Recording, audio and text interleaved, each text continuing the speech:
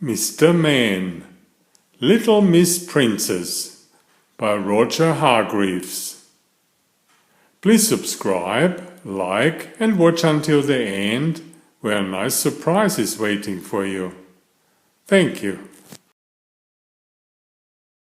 Little Miss Princess's father was a king, and her mother was a queen, which, as I'm sure you know, meant that Little Miss Princess was a princess. And because she was a princess, she lived in a castle, with turrets and a moat, a very big castle. And because she was a princess, she had lots of people to do everything for her. People to mow the lawns, people to cook her breakfast. She even had people to make her bed. And you would imagine that this would have made her rude and spoiled, but she was a kind and generous and good-hearted princess. I'm so lucky to be a princess. I must spread my luck around, she would say to herself every morning. And she did this by trying to help people. She sent a chef to cook meals for Little Miss Sunshine when she heard that Little Miss Sunshine had the flu. When she overheard Mr. Busy complaining how busy he was, she sent a gardener to mow his lawn. And she sent a maid to Little Miss Neat's house when she heard that Little Miss Neat had worn out her mop. All of this was very useful, and everyone was very grateful. But Little Miss Princess did not feel that she was really doing anything to help. So when she heard that Mr. Bump had broken his leg, she rushed round to his house to see what she could do. "I haven't got any groceries," said Mr. Bump. "You could go to the shops for me." So Little Miss Princess went to the shops. But because she was a princess, she had never been shopping. She went into the baker's.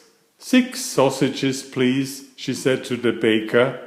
"We don't have any sausages," said the baker.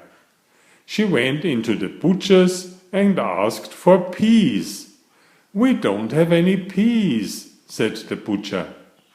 And she went into the greengrocer's and asked for a loaf of bread.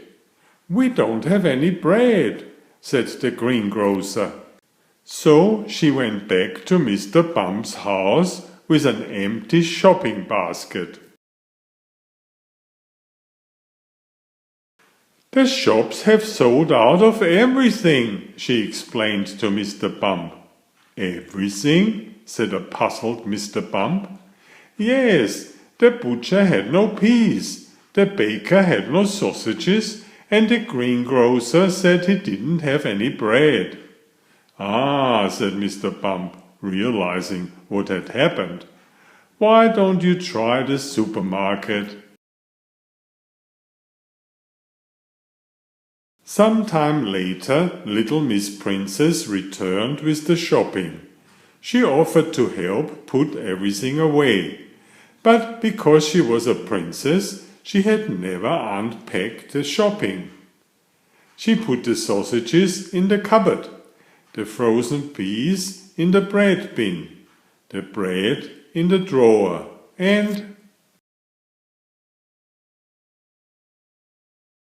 after she had put the shopping away, Little Miss Princess offered to clean Mr. Bump's house. But because she was a princess, she had never cleaned anything before. She dusted the dishes, she polished the sofa, and she mopped the carpet. Oh no! Little Miss Princess then went upstairs to make Mr. Bump's bed. But because she was a princess, she had never made a bed. Oh dear! Little Miss Princess then offered to cook supper for Mr. Bump. But because she was a princess, she had never cooked a meal before. Oh dear, said little Miss Princess, throwing the burnt meal away. I'm just not good at anything. Oh, I wouldn't say that, said Mr. Bump.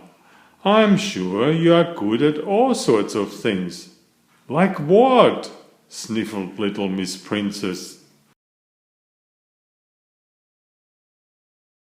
I know, said Mr. Bump. Why don't you ring for a pizza? What will that prove? Asked little Miss Princess. Well, said Mr. Bump, you're very good at giving orders. Enjoy my new series Oliver and Jumpy. 19 video books with about 500 pictures. There's text, but I also read it aloud for the younger children.